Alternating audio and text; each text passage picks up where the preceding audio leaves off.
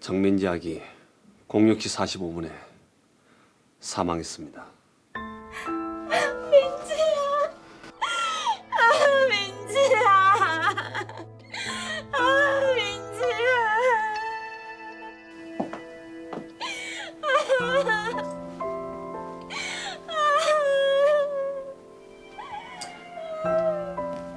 네, 거기 경찰서죠.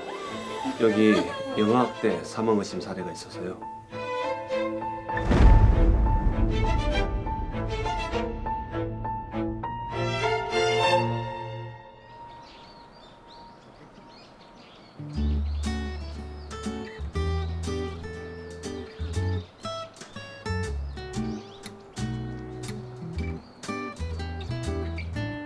여보, 아버님은 일 나가셨어요? 그럼 아빠는 택시 일 나가셨고 엄마는 식당에 가셨지. 저녁에 민지 보면 참 좋아하시겠죠? 그럼.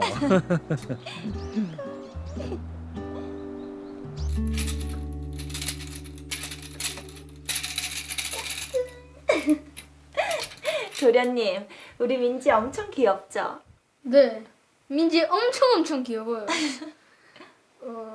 근데 저 배가 고파요. 알겠어요.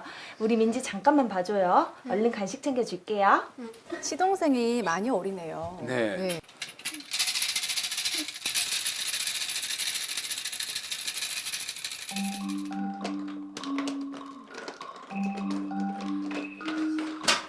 오!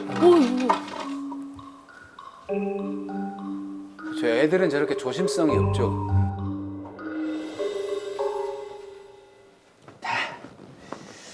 민지야 우유 먹자. 내가 먹일게요. 아니 당신 팔도 아픈데 내가 먹을게. 당신 안아본 적도 없잖아요. 아, 이참에 해보지 뭐. 자, 자. 어이구. 괜찮나? 안 우는 거 보니까 괜찮은 것 같아요. 아니, 그래도 확인해봐야 되는 거 아이가? 지금은 안 놀라는 게 더 중요한 것 같아요. 이따 잘 때 한번 볼게요. 아니, 그래도 그나저나 당신 내일 출근 준비 다 했어요? 당연히 오랜만에 출근인데 준비는 다 했지. 민지 생각해서라도 이번 직장은 좀 오래 다녀요. 당장 민지 먹일 분유도 떨어져 가는데. 그래, 이번에는 진짜 열심히 일해볼게. 월급도 가불도 알아보고. 알겠어요. 경제 사정이 좀 많이 안 좋은 것 같네요. 아무래도 머리가 좀 부은 것 같은데.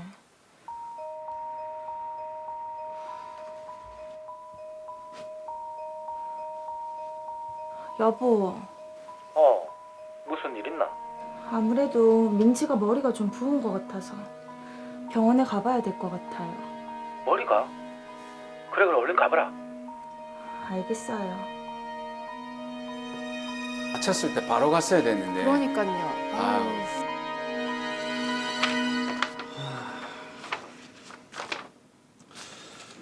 아직 보기에도 머리가 많이 부어 있어서 CT를 좀 찍어봐야 될 것 같습니다.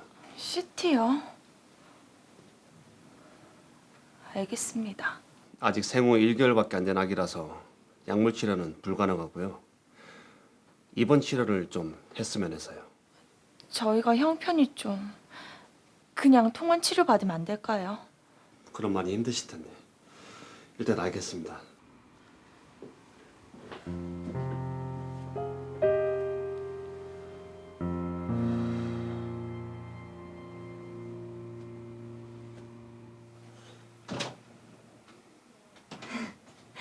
여보, 출근하려면 이제 일어나야죠. 짐 몇인데? 8시요. 민지도 우유 먹자. 여보, 민지가 숨을 안 쉬는 것 같아요. 뭐라고? 얼른 119 불러. 빨리. 아, 상황이 이제 급박해지네요. 네. 정민지 아기 다발성 손상 후 속발된 상부 위장관 출혈로 사망했습니다.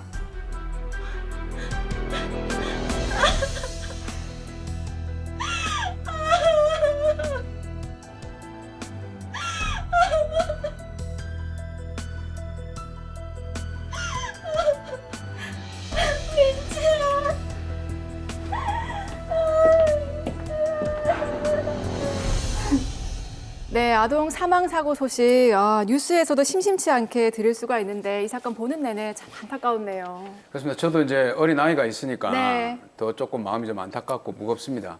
근데 사건을 좀 정리해 보도록 하겠습니다. 생후 1개월 된 민지는 119를 통해서 응급실에 왔고 약 하루 정도 치료를 받았으나 끝내 사망을 하였습니다. 예. 사망 원인은 다발성 손상 후 속발된 상부 위장관 출혈이었습니다. 풀이를 해보면 매우 다양한 골절이 발생을 하였고 그로 인해서 극심한 고통과 스트레스가 발생해서 상부 위장관에 궤양이 발생하고 예. 거기에 출혈이 발생하면서 사망하였다는 건데요. 태어난 지 만 한 달밖에 안 된 영아에게 여러 부위의 골절과 이미 어느 정도 치유된 골절까지 발견이 되자 아동 학대를 의심한 의사가 경찰에 신고를 하면서 이 사건의 수사가 개시가 됩니다. 예. 가장 먼저 학대 의심을 받은 건 당연히 또 민지의 부모님이었는데요. 하지만 민지의 부모님은 우유를 먹이다가 떨어뜨린 적은 한 번 있지만 학대나 유기는 없었다고 주장을 하면서 억울함을 토로하고 있습니다. 자, 그리고 제가 또 좀 구체적인 정보를 좀 드리자면 특이하게도 가족 구성원이 좀 많습니다. 드라마에는 나오지 않았지만 민지 할머니, 할아버지는 물론이고 어린 고모와 어린 삼촌까지 함께 총 8명의 가족이 생활하고 있었습니다. 예. 그래서 이 부모님이 오동준 변호사님께 변호를 의뢰해 왔습니다. 예. 자, 그리고 사연을 보면 저희가 구체적인 원인을 특정할 수는 없지만 결론은 생후 1개월 된 민지가 죽었다는 것이거든요. 네. 자, 이런 사연이라면요. 오동준 변호사님, 어떤 점들 먼저 좀 짚어봐야 될까요? 네, 이 사건은 매우 특이한 경우입니다. 우선 사실관계를 명확하게 짚고 넘어가야 됩니다. 네. 일단 민지 양에게 복합골절이 발견되고 사망하였다는 점에서 아동학대가 의심된다고 볼 수 있겠습니다. 네. 그러나 다른 한편으로는 부모가 특별히 학대하였다는 정황이 발견되지 않기 때문에 민지 양의 골절 및 사망에 대한 진짜 원인이 무엇인지 알아봐야겠죠. 자, 그 원인을 알기 위해서 사실관계를 좀 꼼꼼하게 따져봐야 될 것 같은데요. 사무장의 민지 상태가 어떻습니까? 네, 민지의 일단 부검 결과를 말씀을 드리겠습니다. 두개골과 좌측 상완골 및 대퇴관부의 골절, 네. 그리고 위 골절들과는 발생 시점이 다른 우측 빗장 및 갈비뼈 5, 6번에서 치유된 골절이 있었고 예. 또 왼 정강뼈, 양쪽 뼈, 몸통 끝 골절까지 상당히 많은 골절들이 있었습니다. 우선 신생아는 성인과 다른 신체적 특징이 있다는 점을 알아야 합니다. 신생아의 경우에는 골절이 매우 발생하기가 쉬운데요. 예. 실제로 출산 중에 골절이 발생하기도 하고요. 아, 그래요? 그렇기 때문에 꼭 학대 의도로 신생아를 다룬 것이 아니라 신생아에 대한 지식이 부족하여 신생아를 조금만 함부로 다룬 경우에도 신생아에게는 골절 등 치명적인 부상이 발생하곤 합니다. 또한 아주 특별한 케이스로 불안정 골 형성증을 가진 경우에는 별다른 이유 없이도 골절이 발생하는 경우도 있습니다. 야, 그게 이게 골절만 놓고 봤을 때 원인이 학대다라고 결정 지을 수 있는 그런 원인은 아니네요. 다양하게 발생할 수 있네요. 그죠? 그러네요. 자, 사실 저는 이 사안을 보면서 어떤 부분이 쟁점일까 고민을 해봤거든요. 그런데 아이를 떨어뜨린 부분? 이건지도 잘 모르겠어요. 변호사님들 보시기에는 딱딱 쟁점들이 좀 보이시죠? 어떻습니까? 크게 3가지 정도를 꼽아볼 수 있겠습니다. 제가 의뢰인의 상황을 좀 살펴보니까 어린 고모와 삼촌들도 있고 연년생 언니도 있더라고요. 예. 첫 번째 중요한 포인트는 이들의 건강 상태입니다. 아니 그러면 그 민지 양 건강 상태가 아니라 그 다른 아이들의 건강 상태를 체크한단 말이죠. 네, 민지 양의 부모들이 태어난 지 한 달도 안 된 친자녀인 민지 양을 상해하였고 그 민지 양을 학대하여서 죽음에까지 이르게 할 정도의 성향을 가졌다면 그들은 사이코패스일 확률이 매우 높습니다. 아. 그렇다면 그 성향은 민지 양과 같은 여성이고 나이도 1살밖에 차이가 나지 않는 민지 양의 언니에게도 발현되었을 가능성이 매우 높겠죠. 예. 그런데 그 언니는 비교적 매우 건강하다는 말입니다. 그렇다면 결국 민지양의 부모들은 학대범이 아닐 가능성이 매우 높다. 이렇게 판단이 가능한 거죠. 자, 이런 부분은 그 프로파일링이라고 하나요? 범죄 그렇죠. 현장을 분석하는 걸로 알고 있는데 그 부분도 함께 진행이 됐다면서요. 네, 일단 수사기관에서 같이 진행을 했고요. 예. 제가 결과를 좀 받아봤습니다. 프로파일러들이 하는 얘기는요. 고의 범행을 했다고 판단하기에 다소 어려움은 있으나 네. 신생아 관리에 대한 적극성 및 예민성이 좀 부족한 태도를 보인다. 뭐 이렇게 결과를 냈습니다. 그러니까 고의적인 범행이라고는 보기 어렵지만 네. 신생아 관리에는 조금 소홀했다. 이렇게 좀 해석을 할 수 있을 것 같은데 어떻습니까? 이 결과는 좀 부모의 입장에 힘을 실어줄 것 같은데요. 네, 원래 프로파일링 결과라는 것이 단정적으로 나오는 경우는 거의 없다는 점을 고려한다면 예. 이 결과는 부모에게 유리한 결과라고 볼 수 있겠죠. 그리고 또 가족 구성원이 8명이란 말이죠. 또 주거 형태도 좀 특이한 편이고 이런 것도 좀 포인트가 될 수 있을 것 같은데요. 그렇습니다. 그것이 두 번째 중요한 포인트입니다. 제가 이 사건 변호를 위해 좀 알아봤는데요. 민지양의 가족들은 8명이 방 3칸짜리 집에서 살았더라고요.